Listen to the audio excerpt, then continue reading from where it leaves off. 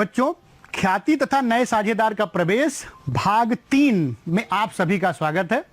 इस भाग में हम लोग नए साझेदार के प्रवेश के बारे में, लेखांकन संबंधी जो समस्याएं हैं उनके बारे में डिटेल स्टडी करेंगे।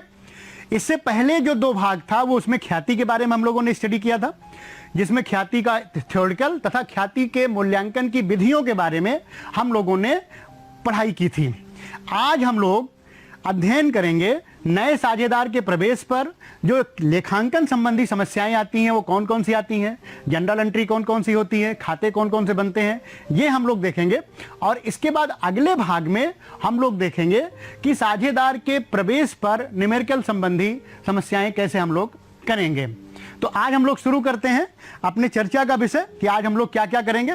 नए साझेदार के प्रवेश के बारे में जानेंगे कि साझेदारी अधिनियम के तहत ये कौन कौन सी धारा के अंतर्गत इनका प्रवेश होना है। सेकंड, हम लोग देखेंगे कि उनके अधिकार और उत्तरदायित्व तो कौन सा होता है जब नया साझेदार प्रवेश करेगा। थर्ड, हम लोग देखेंगे कि नए साझेदार के प्रवेश के समय कौन कौन सी हमारी लेखांकन समस्याएं होंगी, जैसे कि नया लाभ हानि अनुपात की गणना, नए साझेदार की पूंजी का लेखा, ख्याति का लेखांकन, संपत्तियों और दायित्वों का पुनर्मूल्यांकन कैसे होगा, अवितरित लाभ हानि एवं संचयों का विभाजन कैसे होगा, और फिर अंत में हम देखेंगे कि पूंजी का समायोजन कैसे होगा। तो इस तरीके से आज हम लोग नए साझेदार के प्रवेश से संबंधित लेखांकन संबंधी समस्याओं का अध्ययन करेंगे। अब हम लोग देखेंगे कि नए साझेदार का प्रवेश। नए साझेदार के प्रवेश में साझेदारी अधिनियम की धारा 31 की 1 के अनुसार, जो साझेदारी अधिनियम 1932 है हमारा, उसकी धारा 31 की 1 के अनुसार यह प्रोविजन दिया गया है कि नए साझेदार का प्रवेश किया जा सकता है यदि सभी साझेदार आपस में सहमत हों। यदि सभी साझेदार पूर्णतया सहमत हैं तो नए साझेदार का प्रवेश किया जा सकता है। नए साझेदार के प्रवेश पर नया साझेदारी संलेख बनेगा तथा पुराना साझेदारी संलेख हमारा समाप्त हो जाएगा। यानी जब जब साझेदारी का पुनर्गठन होगा, पुनर्गठन के बारे में हम लोग चर्चा कर चुके हैं, पुनर्गठन होगा तब लाभ हानि अनुपात में परिवर्तन होगा, उस टाइम पे नया साझेदारी संलेख हमारा बनेगा, पुराना साझेदारी संलेख हमारा समाप्त हो जाएगा। इसको हम लोग कहते हैं साझेदारी का समापन। तो पुरानी जो साझेदारी होगी वो पुराने पार्टनर के बीच में होगी और जो नई साझेदारी बनेगी वो नए पार्टनर के साथ ले करके पुराने पार्टनर को उनके साथ में बनेगी। मान लो 2 पार्टनर हैं तो ये पुरानी साझेदारी हो गई, एक नया पार्टनर एडमिट कर रहा है तो 3 पार्टनर के साथ जो नई साझेदारी संलेख बनेगी वो जिस दिन नया पार्टनर एडमिट करेगा उसी दिन से उसका प्रभाव प्रारंभ हो जाएगा। तो ये तो हो गया नए साझेदार के प्रवेश पर। अब हम देखेंगे नए साझेदार के अधिकार और उत्तरदायित्व। तो बच्चों, नया साझेदार जिस तिथि को साझेदारी में प्रवेश करेगा उस तिथि से उसका उत्तरदायित्व प्रारंभ होगा। इससे पहले के कार्यों के लिए वो किसी भी तरह से उत्तरदायी नहीं होगा। जिस दिन वो फर्म में प्रवेश करेगा, जिस तिथि से वो प्रवेश करेगा उस तिथि से उसका उत्तरदायित्व हो जाएगा। और उसके अधिकार और उत्तरदायित्व क्या होंगे? उसके अधिकार और उत्तरदायित्व प्रारंभ में 2 हमारे होंगे। ये फर्म के भावी लाभों में हिस्सा प्राप्त करने का अधिकार और दूसरा होगा फर्म की संपत्तियों में हिस्सा प्राप्त करने का अधिकार। तो दो लाभ अधिकार के साथ वो प्रवेश करेगा, एक लाभ में प्राप्ति के लिए और एक संपत्तियों में प्राप्ति के लिए। बाकी बाद में जब साझेदार वो बन जाएगा तो उसके बहुत सारे अधिकार होंगे। पूर्ण संचालन में वो रहेगा, रजिस्टर को देखने का अधिकार होगा, वो एक तरीका है स्वामी होगा और जिस तरीके से व्यवसाय के स्वामी के जो अधिकार होते हैं वो सभी अधिकार उसको प्राप्त हो जाएंगे। तो नेक्स्ट में चलेंगे, देखेंगे कि साझेदार के प्रवेश के समय लेखांकन संबंधी समस्याएं कौन कौन सी आती हैं। सबसे पहला, नए लाभ हानि अनुपात की गणना हमारी होती है। तो नया लाभ हानि अनुपात की गणना ही सबसे क्रिटिकल पॉइंट होता है साझेदारों के बीच में, क्योंकि नया लाभ हानि अनुपात या लाभ हानि अनुपात का निर्धारण साझेदारों के बीच आपसी सहमति के आधार पर होता है। किसी साझेदार की पूंजी ज्यादा होती है, किसी साझेदार की पूंजी कम होती है, कोई साझेदार ज्यादा एफर्ट करता है, कोई साझेदार कम एफर्ट करता है। तो इस तरीके से सभी साझेदारों का जो कार्य प्रवृत्ति है वो अलग अलग होती है, उनकी पूंजी भी समान नहीं होती है। तो ऐसी स्थिति में सभी साझेदारों के बीच में लाभ हानि अनुपात का निर्धारण एक महत्वपूर्ण टॉपिक होता है। तो लाभ हानि जब निर्धारित होता है तो उस टाइम पे सभी साझेदारों के बीच में एक आपसी सहमति बनती है। उसके आधार पर हम डिसाइड करते हैं कि लाभ हानि अनुपात क्या होगा। अगर ये नहीं डिसाइड कर पाते हैं तो साझेदारी संलेख के अभाव में, अगर इस पर कोई संलेख नहीं बनता है, तो हम आपको पहले भी बता चुके हैं कि सभी के बीच में लाभ हानि अनुपात बराबर होगा, समान होगा। अब हम देखते हैं कि जब लाभ हानि अनुपात में परिवर्तन होता है तो फिर लाभ हानि की दो स्थितियां होती हैं। एक, जो पुराने साझेदारों के बीच में लाभ हानि अनुपात है उसको हम बोलेंगे पुराना लाभ हानि अनुपात। एक जो तीसरा जो नया पार्टनर आ रहा है, हमने दो पार्टनर की संकल्पना करके बात करी है, तो मान लीजिए एक नया तीसरा पार्टनर आ रहा है, तो जब 3 पार्टनर हो जाएंगे तो ऐसी स्थिति में जो लाभ हानि बनेगा वो नया लाभ हानि अनुपात कहलाएगा। पुराना लाभ हानि अनुपात को हम शॉर्ट में OR भी कहते हैं, नए लाभ हानि अनुपात को हम NR कहते हैं। तो ये हमारा ओल्ड रेशियो और न्यू रेशियो कहलाता है। इसके बाद इन दोनों के बीच का जो परिवर्तन है, किसी साझेदार का लाभ कम होगा और किसी साझेदार का लाभ बढ़ेगा, क्योंकि यहां पे नया साझेदार प्रवेश कर रहा है। हम ये मान के चल रहे हैं कि दोनों साझेदारों ने अपने लाभ में से हिस्सा दिया होगा। तो ऐसी स्थिति में यहां पर त्याग अनुपात की संकल्पना आती है। एडमिशन चैप्टर में त्याग अनुपात की संकल्पना आती है। त्याग अनुपात क्या हो गया? अगर इसको हम शॉर्ट में करें तो ये हो जाएगा हमारा OR माइनस NR। इसका मतलब हुआ कि पुराना रेशियो इनका ज्यादा था, नया रेशियो कम हुआ। ये मतलब हुआ कि इन्होंने अपने हिस्से में से नए साझेदार को लाभ का हिस्सा त्याग किया, लाभ का हिस्सा दिया, क्योंकि अभी तक जो लाभ हानि अनुपात था वो इन दो लोगों के बीच में था। तीसरे पार्टनर के आने पे वो भी लाभ हानि अनुपात का वो बनेगा, हिस्सेदार बनेगा। तो ऐसे में दोनों साझेदारों का या शर्तों के अनुसार किसी एक साझेदार का लाभ हानि अनुपात कम होगा और किसी का बढ़ेगा। ये वहां पर सहमति के आधार पर निर्धारित होगा। लाभ प्राप्ति अनुपात किसका है? जिसे लाभ प्राप्त होगा, जिसे लाभ हानि शेयर मिलेगा। तो यहां पर प्रवेश करने वाले जो एडमिशन माने एडमिटेड जो पार्टनर हैं उनको मिलेगा, जो एडमिटेड पार्टनर्स हैं उनको मिलेगा, यानी जो साझेदार प्रवेश कर रहा है उसे लाभ प्राप्ति होगा, क्योंकि अभी तक उसका कोई लाभ प्राप्ति नहीं था। तो अब बच्चों यहां पर जो स्थितियां हमारे सामने आई वो क्या आई? एक पुराना लाभ हानि अनुपात, एक नया लाभ हानि अनुपात। दोनों के बीच में जो अंतर आया, ओल्ड में से न्यू को अगर माइनस करेंगे तो हमारा त्याग अनुपात निकलेगा। और लाभ प्राप्ति, क्योंकि नया साझेदार हो रहा है तो यहां पे सीधे सीधे जो भी इनने त्याग किया है वो आएगा। लेकिन अगर हम फार्मूले को देखें तो यहां पर आएगा new ratio minus old ratio. तो यहां पे अभी इसका कोई न्यू रेशियो नहीं है, नए पार्टनर का कोई ओल्ड रेशियो नहीं है। तो ऐसी सिचुएशन में यहां पे नया रेशियो ही उसका पूरा गेनिंग बनेगा। अब हम आगे बात करेंगे नए साझेदार की पूंजी का लेखा।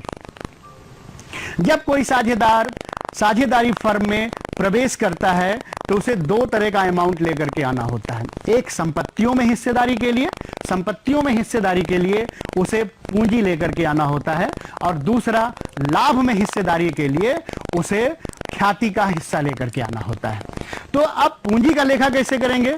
पूंजी वो नगद लेके आ सकता है, पूंजी वो संपत्तियों के रूप में लेके आ सकता है, पूंजी वो संपत्तियों और दायित्वों के रूप में लेकर के आ सकता है, या फिर पूंजी वो बैंक खाते के रूप में लेकर के आ सकता है। तो इस तरीके से पूंजी लाने के विभिन्न विकल्प उसके पास उपलब्ध हैं।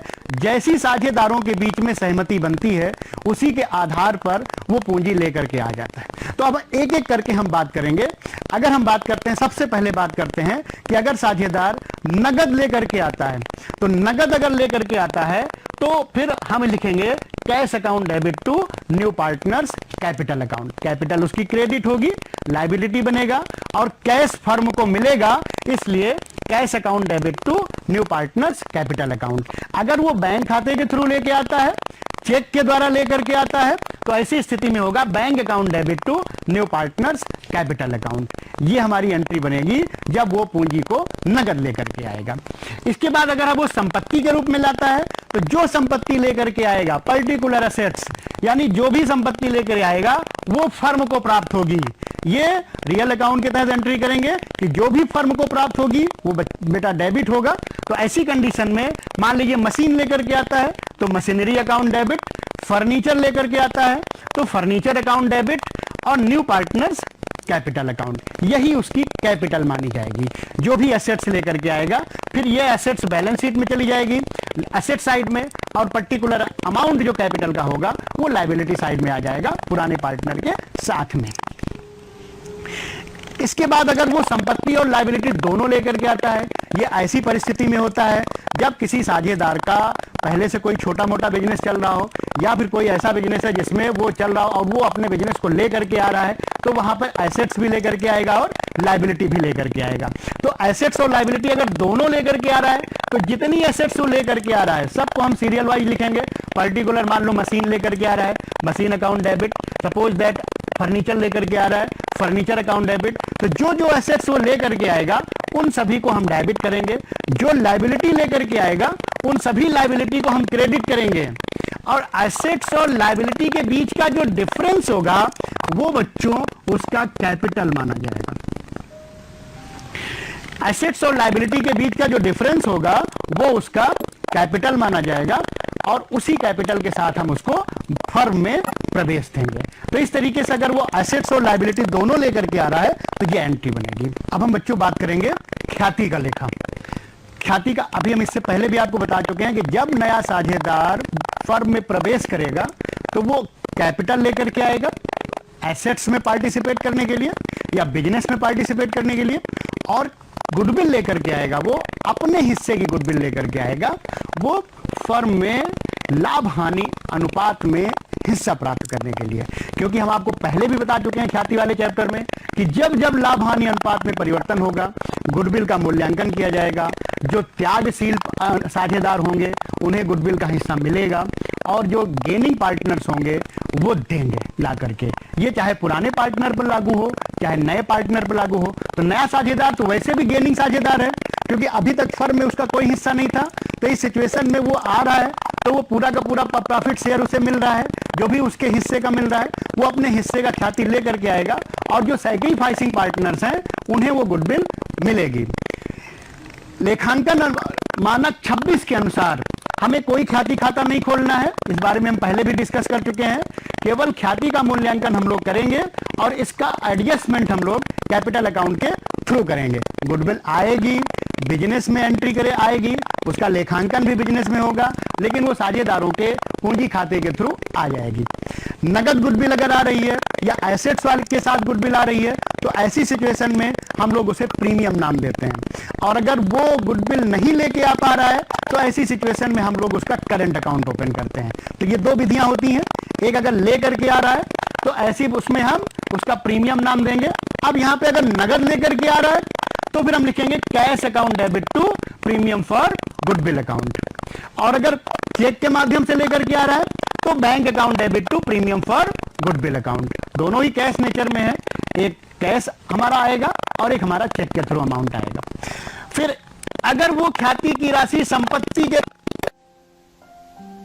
रूप में लेकर के आ रहा है, ये ऑप्शन होता है कि अगर उसके पास प्रॉपर्टी है, वो कोई संपत्ति ऐसी लेके आ रहा है जिसका फर्म को जरूरत है, तो वो अगर संपत्ति लेके आ रहा है तो पर्टिकुलर एसेट्स अकाउंट डेबिट, क्योंकि यहां पे वो एसेट्स फर्म में आएगी। तो पर्टिकुलर एसेट्स मान लीजिए मशीनरी लेके आ रहा है, फर्नीचर लेके आ रहा है, तो जो भी एसेट्स लेके आ रहा है वो यहां पर जो है हम लिखेंगे। देखिए कैश भी हमारी एसेट्स होगी, जब लेकर के आएगा तो कैश अकाउंट हमने डेबिट किया। इसी तरीके से अगर फर्नीचर लेके आ रहा है, मशीनरी लेके आ रहा है, तो जो भी एसेट्स लेकर के आएगा उसको हम डेबिट करेंगे और premium for goodwill account credit करेंगे। अब ये जो गुडविल हमारी बिजनेस में आ गई, इसको उन पार्टनर्स को हम देंगे जिन्होंने सैक्रिफाइस किया है, जिन्होंने सैक्रिफाइस किया है। तो ख्याति की राशि त्यागशील साझेदारों के पूंजी खाते में त्याग अनुपात में हम भेज देंगे। तो यहां पे सैक्रिफाइसिंग पार्टनर्स कैपिटल अकाउंट को हम क्रेडिट करेंगे और प्रीमियम फॉर गुडविल अकाउंट को हम डेबिट करेंगे। तो इस तरीके से बच्चों प्रीमियम अकाउंट हमारा क्लोज हो जाएगा।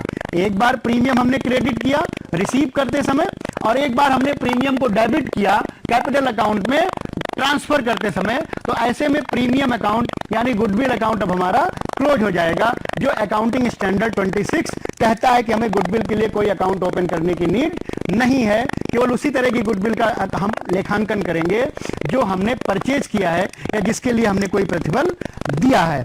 अब क्योंकि ये साझेदारों को मिल चुका है अमाउंट, तो ये साझेदारों के ऑप्शन के ऊपर होता है कि वो चाहें तो इस गुडविल को निकाल सकते हैं, तो पूर्ण रूप से निकालें या फिर आंशिक रूप से निकालें, वो इसको चाहे तो निकाल सकते हैं। तो ऐसी स्थिति में partners capital account debit to cash या बैंक अकाउंट, जैसी सिचुएशन बनती है, अगर कैश निकालते हैं तो partners capital account debit to cash, और अगर बैंक के थ्रू निकालते हैं तो partners capital account debit to bank, ये सिचुएशन हमारी बनेगी। अब अगर नया साझेदार ख्याति की राशि नहीं ला पाता है, ऐसी कुछ परिस्थितियां होती हैं कि वो कह रहा है भाई पूंजी की राशि हमसे ले लो और ख्याति की राशि हम एडजस्ट करेंगे अगले 1 साल में, तो फिर उसका करंट अकाउंट ओपन होता है। तो करंट अकाउंट केवल उसी साझेदार का ओपन होगा जो नया साझेदार आ रहा है, बाकी साझेदारों का कैपिटल अकाउंट ही होगा, क्योंकि हम यहां पे कैपिटल मेथड चेंज करने नहीं जा रहे हैं। यहां पर केवल उस पार्टनर का करंट अकाउंट ओपन हो रहा है जो गुडविल के अमाउंट के साथ ओपन होगा, और इसको 1 साल के अंदर हम उसको एडजस्ट करेंगे। तो new partners current account debit to partners capital account, ये हमारा हो गया अगर वो गुडविल नगद लेके नहीं आ पा रहा है तो। अब संपत्तियों और दायित्वों का पुनर्मूल्यांकन। जब कोई साझेदार पहले फर्म में प्रवेश करता है तो ऐसी सिचुएशन में जो संपत्तियां और दायित्व जिस मूल्य पर लिखे गए हैं उन सभी की फिर से जांच की जाती है, क्योंकि नए साझेदार का संतुष्ट होना बहुत जरूरी है, जिससे भविष्य में किसी भी तरह का कोई विवाद उत्पन्न ना हो। तो ऐसे में संपत्तियों और दायित्वों का फिर से मूल्यांकन होगा, जो उनका बाजार मूल्य है उसके आधार पर उनका कंपेयर किया जाएगा, क्योंकि हो सकता है किसी संपत्ति का मूल्य ज्यादा लिख दिया गया हो, या किसी दायित्व का मूल्य, या कोई दायित्व रह गया हो लिखने से, या कोई संपत्ति रह गई हो लिखने से। तो ऐसी सिचुएशन में एक बार संपत्तियों और दायित्वों का हम पूरा रिव्यू करेंगे, और रिव्यू करने के लिए जो अकाउंट हम बनाते हैं उसको हम लोग बोलते हैं पुनर्मूल्यांकन खाता, रिवैल्यूएशन अकाउंट।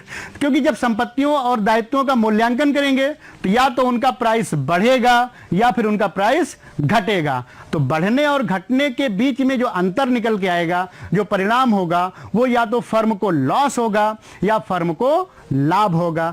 तो एक तरीके का ये रिवैल्यूएशन अकाउंट ये नॉमिनल अकाउंट होता है, इसीलिए इसको हम लोग लाभ हानि समायोजन अकाउंट भी कहते हैं, profit and loss adjustment account भी कहते हैं। तो अब इसका प्रारूप पे हम डिस्कस करते हैं कि इसका फॉर्मेट क्या होगा। तो इसका फॉर्मेट बच्चों, debit side, credit side, amount, date वही होगी जिस दिन पार्टनर एडमिट कर रहा है, क्योंकि उसी दिन हम इसका रिवैल्यूएशन करेंगे। तो ऐसी सिचुएशन में यहां पर जो डेबिट साइड होगा वो लॉस या छूटे हुए एक्सपेंस के लिए, और ये आपका क्रेडिट साइड प्रॉफिट के लिए होगा, क्योंकि अभी हमने बताया कि इसका जो नेचर होता है नॉमिनल होता है। तो इधर की साइड में लॉस और इधर की साइड में प्रॉफिट होगा, क्योंकि संपत्तियों और दायित्वों का पुनर्मूल्यांकन कर रहे हैं। तो ऐसी स्थिति में उनके वैल्यू बढ़ेगी या घटेगी, तो वैल्यू बढ़ने या घटने से प्रॉफिट या लॉस होगा। तो अब संपत्तियों का मूल्यांकन अगर बढ़ता है तो ऐसी सिचुएशन में लाभ होगा। तो लाभ की स्थिति में हम क्रेडिट साइड में एंट्री करेंगे। यहां पे लिखा हुआ increase in the value of assets. अगर संपत्तियों का प्राइस कम हो रहा है तो घाटा होगा।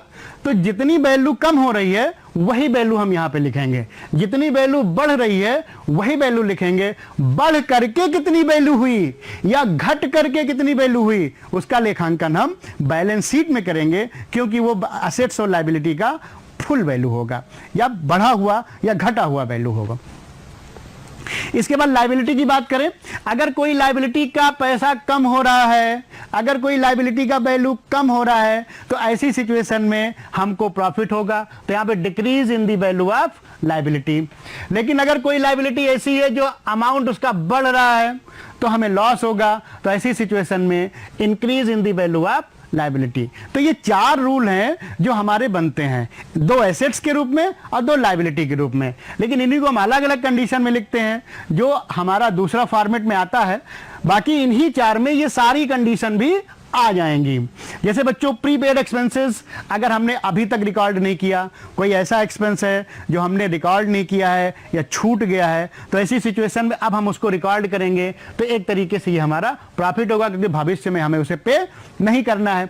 या फिर आउटस्टैंडिंग एक्सपेंसेस, ये हमारी लायबिलिटी है, अगर ये लायबिलिटी हमने रिकॉर्ड नहीं किया है तो एक तरीके से हमारा लॉस होगा, ये हमारी लायबिलिटी अब बैलेंस शीट में जाएगी और हमारी लायबिलिटी बढ़ जाएगी। तो इस तरीके से हम अगर कोई मान लीजिए अनएक्रूड इनकम है या एक्रूड इनकम है, उसका भी एंट्री करेंगे। एक्रूड इनकम मतलब ऐसी इनकम जो हमारी अर्न हो चुकी है, ठीक है, तो उसको हम एक तरीके से प्रॉफिट होगा हमारा, तो हम यहां लिखेंगे। अनएक्रूड हमारा एक तरीके से लायबिलिटी बनेगा, तो हम उसको एक डेबिट साइड में लिखेंगे।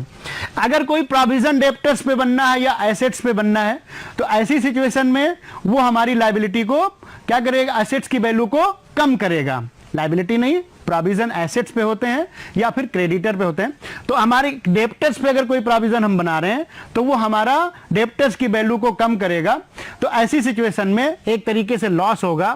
तो अगर कोई नया प्रोविजन हम बना रहे हैं या फिर हम प्रोविजन को इंक्रीज कर रहे हैं तो फिर हम उसको डेबिट साइड में लिखेंगे, और अगर हम प्रोविजन को क्रेडिट साइड में तब लिखेंगे जब हम उस प्रोविजन को कम कर रहे हैं। तो कम करेंगे तो एक तरीके से बैक प्रॉफिट होगा, तो उसको हम वापस डेप्टर्स की वैल्यू को बढ़ा लेंगे।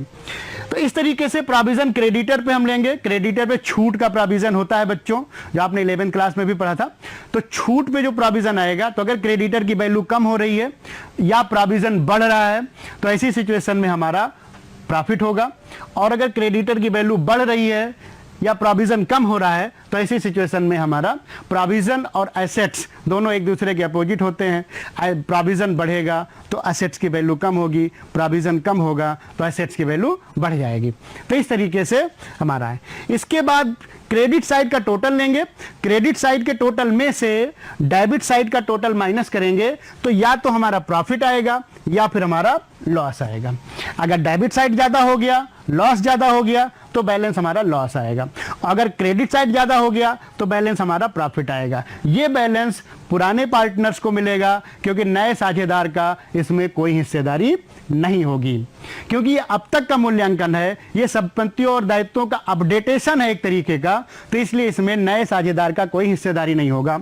अब जैसा हमारा कैपिटल अकाउंट मेथड है, अगर हमारा फ्लैक्चुएटिंग कैपिटल अकाउंट मेथड है तो बैलेंस हमारा कैपिटल अकाउंट में ट्रांसफर हो जाएगा, और अगर हमारा करंट अकाउंट मेथड है, फिक्स कैपिटल अकाउंट मेथड है, तो बैलेंस हमारा करंट अकाउंट में चला जाएगा। तो उस स्थिति में हम करंट अकाउंट में इसको भेज देंगे। तो जैसा हमारा मेथड है उसी मेथड के तहत हम काम करेंगे। अगर फ्लैक्चुएबल है तो फिर हम इसको कैपिटल अकाउंट में भेज देंगे, अदरवाइज इसको हम करंट अकाउंट में भेज देंगे। इसके बाद बच्चों हम बात करेंगे अविभाजित लाभ, हानि एवं संचयों का विभाजन। तो अब लाभ जो पुराने अब तक हैं, जो फर्म में वित्तीय संकट के लिए लाभ जोड़ करके रखे गए हैं या संचय बना करके रखे गए हैं, उन सभी का बंटवारा पुराने साझेदार करेंगे। तो उन सभी को हम देखेंगे general reserve, profit and loss account या अनक्लेम्ड रिजर्व। ऐसा कोई स्पेशल रिजर्व जिसमें बचा हुआ पार्ट, जिसकी कोई जरूरत अब भविष्य में नहीं है, वो रिजर्व भी साझेदारों को मिल जाएगा। कौन से साझेदारों को? पुराने साझेदारों को मिल जाएगा। किस रेशियो में? ओल्ड रेशियो में मिल जाएगा। जैसा कैपिटल मेथड होगा उसी के तहत हम इसको एंट्री करेंगे। तो पार्टनर्स कैपिटल अकाउंट या फिर करंट अकाउंट के थ्रू इसको हम एडजस्ट करेंगे। इसके बाद फिर अगर कोई लॉस है तो ओल्ड पार्टनर्स कैपिटल अकाउंट या करंट अकाउंट डेबिट होगा, और कैपिटल लॉस या कोई आपका है प्रॉफिट एंड लॉस अकाउंट का है, या फिर कोई फिक्टिशियस एसेट्स है जैसे एडवर्टीजमेंट सस्पेंस अकाउंट है, या कोई एसेट्स है जो आगे उसकी जरूरत नहीं है, जो मार्केट में बिक नहीं सकती है, जिसकी वैल्यू नहीं है, उन सभी को पुराने पार्टनर्स डिस्ट्रीब्यूट करके उसे राइट ऑफ कर देंगे। अब हम आगे बात करेंगे बच्चों पूंजी का समायोजन। पूंजी का समायोजन दो तरीके से होता है, जिसे हम आपको न्यूमेरिकल क्वेश्चन में करके दिखाएंगे अगले भाग में। तो इस भाग में हम लोग केवल समायोजन का थ्योरी के बारे में पढ़ेंगे, जिसमें हम देखेंगे कि नए साझेदार की पूंजी के आधार पे पुराने साझेदार की पूंजी का समायोजन। अगर नया साझेदार प्रवेश कर रहा है तो ऐसी सिचुएशन में पुराने साझेदार चाहें तो अपनी पूंजी को भी समायोजित कर सकते हैं। तो इस स्थिति में नए प्रॉफिट शेयरिंग रेशियो के हिसाब से पुराने पार्टनर अपनी पूंजी को समायोजित करेंगे। तो या तो साझेदारों की पूंजी बढ़ेगी या फिर पूंजी घटेगी। इसका समायोजन वो नगद पूंजी ला करके या नगद विड्रॉल करके या फिर करंट अकाउंट ओपन करके उसको एडजस्ट कर सकते हैं। तो ये न्यूमेरिकली हम आपको शो करके दिखाएंगे नेक्स्ट पार्ट में। इसके बाद बच्चों सेकंड आपका है वो है पूंजी, पुराने साझेदारों की पूंजी के आधार पे नए साझेदार की पूंजी ज्ञात करना। तो इसमें सबसे पहले पुराने साझेदार का हम कैपिटल अकाउंट बना लेंगे। जो कैपिटल बैलेंस निकलेगा उसके आधार पे हम टोटल कैपिटल निकालेंगे बच्चों, उसको रेसिप्रोकल करके। फिर हम उस कैपिटल से प्रश्न में जो भी शर्त दी गई होगी उसके आधार पे या साझेदार का जो भी हिस्से होगा उसका हिस्सा मल्टीप्लाई करके हम निकाल लेंगे कि नए साझेदार की कैपिटल कितनी बनेगी। तो इस तरीके से बच्चों कैपिटल एडजस्टमेंट में या तो नया साझेदार के हिसाब से पुराने साझेदार अपनी कैपिटल को चेंज करेंगे या पुराने साझेदार के हिसाब से पुराने साझेदार के हिसाब से नया साझेदार अपनी पूंजी को लेकर के आएगा। तो इस तरीके से बच्चों हम लोगों ने आज साझेदार के प्रवेश पर जो लेखांकन संबंधी समस्याएं थी उस पर हम लोगों ने स्टडी किया। अब अगले भाग में इसी को हम न्यूमेरिकली देखेंगे कि कैसे इसको हम न्यूमेरिकली रूप में सेटअप करेंगे। तो अब इस पे थ्योरेटिकल में बच्चों कि साझेदार के प्रवेश में कौन कौन से लेखांकन होते हैं इसका स्टडी करिए और स्टडी करके फिर आप जो है आप इसके बारे में गहन अध्ययन करिए। गहन अध्ययन के लिए आप दीक्षा ऐप डाउनलोड करिए और दीक्षा ऐप से आप अपने मटेरियल को देखिए और अन्य गतिविधियों का अभ्यास करिए। अगर कोई शंका समाधान बनता है तो अपने अध्यापक